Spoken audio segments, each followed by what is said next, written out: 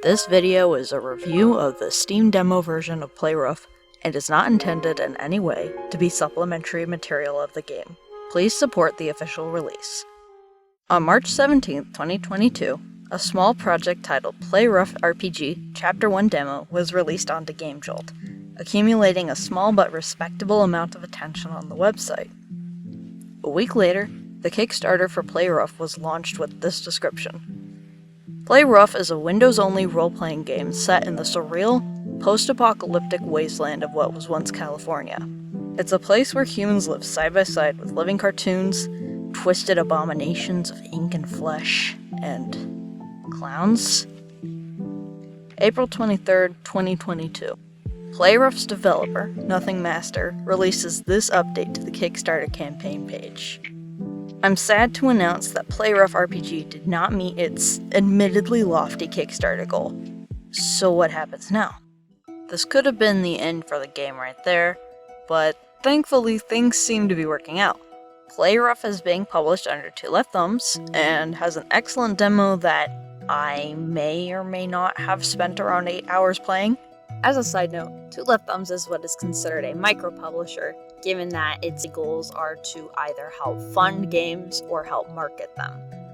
Welcome back to Error Does Whatever He Wants, where today we'll be discussing the upcoming indie game Playrough. While it hasn't gotten a lot of eyes on it, I think that this game is headed towards something extremely special, and it would be a shame not to document that before new chapters are released. If nothing else, I want to express that the fact that this demo came out at all is impressive. It was something that Nothing Master spent 6 months working on, and even to this day, the team working on Playrough is small. I hope this game is able to come out fully in its own time. We start literally dropped into the story. The main character, Bo, is falling from the sky. Our introduction to this world is a grimy train station filled with trash and graffiti, and that's true for most of the game. Bo and the player as an extension are not special. Just to get here took many days of walking through the desert. The setting itself wants to spit in your face. You are not welcome here, and traveling alone is inadvisable, so it's a good thing that we meet the Deuteragonist Dr. Woland here at the beginning. Right? After this greeting, Bo's and Woland's goal, and the main quest for Chapter 1 becomes clear. You want to get out of this town, and the best and only way to do so is... what on earth is that thing?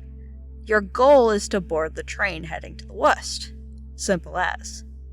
The rabbit won't let you board the train. Someone stole an important part, and if you want to ride it, well, then it's up to you to find it, buddy, because this world is a nightmare and does not care about you. This section is simply to highlight a common through line in Playrough's very first chapter. Do you want something? Go get it yourself, because other people are busy threatening you, cowering in a corner, complaining about having to look after the kids, or doing their very best to make sure you are as uncomfortable as possible before selling you something. Look at this baby. It's bigger than you are. Look at this guy.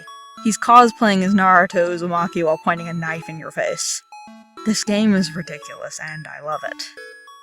While you walk around the desert and search for the missing part, you essentially become caught up in between a power play for two rival gangs. The YPF, who seem to be doing most of the terrorizing around the area, and this gang that in this chapter is centered in the prison, who don't exactly inspire the most confidence either.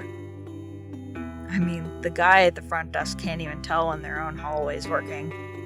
Hey, I wonder if this weird guy who's locked up in the hallway will be relevant later. While you are pointed toward the ink mines, where it seems the YPF is hiding the super extremely important train part, you may start to notice that some of the character designs are rather eclectic. Again, see the baby who is pretty much as big as Bo is. Proportions are exaggerated to a rather effective degree to either warm you as the player towards a character, or give them a sense of unease. And it works well. This is one of my favorite characters in the entire game. Winning battles is required to progress through the story, of course, and this system is where Playrough wears its inspirations on its sleeve. Bo has the ability to attack enemies through a series of punches and kicks with the WASD keys, something that will sound familiar to fans of the Lisa series. Dr. Wolin will straight up just stab enemies with a scalpel. The player will also unlock different abilities as the party levels up throughout the first chapter. Attacks like one Wolin can use that's simultaneously devastating but leaves him wide open to getting hit in the next few turns, and a psychic defense bow has to build up over the battle to be able to stop hits that have the very real potential to wipe out the party. Battles are, well, rough. Sometimes they're a dance between the party and the enemies where you're trying to build up enough of your health or MP because you forgot to heal right before the fight again, and other times you're just desperately clinging to what little life you have because Wolin passed out again and you're so close to just finishing this fight and oh no, you're dead. Of course, Playrough doesn't have an EXP grind system like most RPGs. Battles are limited, so each one feels like they have a certain amount of weight to it, and the same goes for the items you can buy and sell at a handful of different shopkeepers in the desert. Mr. Twist stands on a lonely cliff face and is more than happy to unintentionally creep you out before selling you cactus fruit. This guy is more than happy to probably intentionally creep you out. Val is a romantic. The one criticism I do have is that dying after a long scripted fight can be particularly frustrating, and that's not because of any kind of unfairness in the battle system, but because the game doesn't actually remember that you died. This fight where you meet and fight alongside Plutarco took me a half hour to get through because I kept getting killed and then I had to keep replaying this introduction cutscene before the actual fight starts. The same thing happened when I finally met Redacted in the door at the end of the hallway, and it did put a bit of frustration on what was otherwise an excellent secret boss fight. For fairness' sake, I won't delve too much into any of the secret boss fights or how the first chapter ends, since a large amount of why it took me so long to play through the demo was how difficult these encounters were, and I don't want to ruin that experience for new players. I will say, for such a small demo, it holds a surprising amount of secrets, and if anyone can figure out what the message on the radio is saying near the end of the game, please tell me because I have no idea how to decipher it. Overall, the best way I can describe the first chapter of Play Rough is that it's upfront and honest about what kind of story it wants to tell. It doesn't hold back in its vulgarity, and the use of gore is shocking but not overdone. Some interactions in particular towards the end of the game have still stuck with me. The story may not be for everyone, but I don't even think that really matters. So far, the story of Play Rough in-game in our real life has been about finding a way to continue going on when things don't turn out the way that you hoped. All of this is to say that I hope that the game will get the attention it rightfully deserves, and if you, the viewer, are so inclined, please download the demo on Steam and check it out for yourself. I'm looking forward to what else this game and its future chapters have in store. Now, as the video closes out, please enjoy some bonus commentary and bloopers that I did during my third playthrough of the game with my friend Soup. This is my second playthrough of the Play Rough demo with my friend Soup because they insisted. There's so many files, and for what? and for what? God, that's me. That's me after I listened to one Imagine Dragon in like second grade. A single Imagine Dragon. Sans Undertale AMV, and I'm gone. I'm chalked off for life. I'm dead. Alright. I'm not even sure how those were a thing.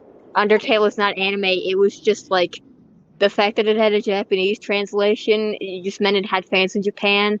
They would make the little anime art, but it was Undertale. I don't fucking know. Anybody did anything they want. Everybody was like 12 years old back then. Yeah. You figure it out, huh? Mm-hmm. It's not my job. At least it wasn't like, Sans X Bill Cipher X Lemon. Jesus Christ himself or something. No! The greatest poetry of Jesus is like, man. Jesus Christ. Oh. How long are you falling? How large of a building? What is the quantity? What is the dimensions here? Okay, can I get some volumes? Can I get some approximations, some pies? Can I get some like height and radius and diameter here? They of this building. I'm getting sick of it. They fell approximately 3 apples height. They just went Jerry, splat. Jerry, you know I don't eat fruit, okay? I've been eating straight tree bark for all of my life, but it's fine. It's worth it. I hope I never see an apple in my life. I've been completely distracted from the game. What's happening? So Bo fell. We don't know where Of course. from, and they just smacked their head on the linoleum. What And this time guy, is this game taking place? Because it doesn't look like they're using any modern technology. Everything's like vague, like oh this and that. Like nothing's very specific. What time period? I think it's supposed to be like vague, nebulous, modern, but like after the Mm, collapse of society. Damn. Hmm. Okay. So with that Well, being I mean, said, maybe the building they fell off of was. Do you have to censor that? Will YouTube allow that? Is that allowed? I feel like I it's think I not. will probably have to censor 4 minutes of raw Listen, footage. We haven't you get even gotten to the first dialogue box. It's fine. Listen. If you get a bigger fan base, you make a Patreon, and it's just soup compilation. Where the hell am I? And who are you supposed to be? Who knows? This I am, totally wanted by the police, but you know what? It's not important. and Okay. that's why he says, perhaps my manners need polishing. Yeah, because I don't. I can't even think of a reason for that. I'm Dr. Wolin. We're standing in Blythe train station. Blythe, isn't that the name of? That's the name of a bird. I think that is the name that you would give your pet name bird. Yeah. Imagine that this place called Blythe is actually just in Connecticut or something, like southwest town or something. It's on like the border of Ohio and whatever state borders Ohio. There's just no history behind it, like North Carolina. Yeah. I'm sure you had your reasons. Yeah, you look I up did and there's not. just like one of those like cartoonish holes in the ceiling. Yeah, and then just like, I need to head out west. I have business out there. yeah, I have to see if they hit the. I need to cut that joke. Every time I come on into a place, I'm being censored. No, Oh. I'm the one censoring. It's fine. Yeah, but it's because you're being censored by the big YouTuber instead of the big pharma. This is the future that conservatives want. I was headed that way myself. Sadly, the train west was vandalized. Some miscreant took part of the engine. Yeah, someone drew a giant penis on it, and And no. I feel like this is the kind of person where no matter what direction they would have said, they would have been like, "Oh yeah, I'm going there too." oh yeah, I'm going counterclockwise southeast. Would you call that youthful vigor? They just fell from the goddamn sky, and they're just like, "Oh gee, where am I?" Oh And my just like, god, that "Hey." youthful vigor So that, bad. and like you cut the Yeah, camera they and have they're the just like opposite of youthful sprawl, vigor. like They're like, Family Guy death pose on the floor. yeah, their bones are broken, all of them. Yep. It's like Shadow the Hedgehog in that one Tails Gets Trolled comic. They're just walking around exploding their bones just every day. And the flavor text is just, ooh, is it garbage? Ooh, it's the garbage. I found And a then sometimes you find popsicle. things, sometimes you don't. There's things. Game. If you want to read this, I guess you can pause it. I will not. I'll make sure to skip it and if I watch it, if it goes up. This man looks like a bug. He looks like a little mosquito. Yeah, he looks like Clownburger if a was mosquito close was the a whole time. guy. Yeah. Clownburger, no! This is like my fourth time playing this game, and I still have the question of who on earth is Roland? Or what? Roland is, it's me. You're Roland? I thought your name was Soup. Yeah. Clownburger's not even Clownburger anymore. It's Klinburger. Cloon. Klinburger. YPF sucks. I don't know. And we don't. Do we even figure out what YPF is, or is it just like some vague thing that? What was it that you said that YPF was? Here's the thing. I came up with a new one, and Yeah. so yeet. That's even worse. I know. Hi for anybody who's looking at that. Apparently, I don't want this to become lost media, but The lost media of random child just saying things. So, I don't want to get I don't want to get canceled. I'm gay. I'm gay. I'm gay. I'm gay. directional Everything. inputs. So directional inputs in this game are the arrow keys, but WASDA is used exclusively for special attacks inside of. But I decide what the controls are, and I decide they're all 1, 2, 3, 4, 5, and they're used for Okay. nothing. You can't even Alright. play the game. That's how I design my game, and it's so really good. Everybody says good game, and then that's it. They all explode. If I get a bad review on the game, I'm coming over to their house, and you can imagine the rest. Alright, so here's your favorite guy in the whole game. Oh So, my god, this freak of nature. I'm so mean to him. Howdy, my name's Save Boy. With the power of save, you can die a lot and keep coming back. Just use lots of different save slots. That way you can erase your mistakes. the way And I could hear your microphone peaking when you said save. that's a good thing. That is Okay? a good thing. Audio quality 100%. It was great. Do you want to save your game? I think you just said no, he died. Savey. Say you don't want to save, he'll kneel over slowly in a cutscene, and you think he said he comes back again though. Oh my Perfectly god. unscathed. Oh my god. Neat. Yeah, this is a part of Disco Elysium. Or something. I don't know. I just thought about that.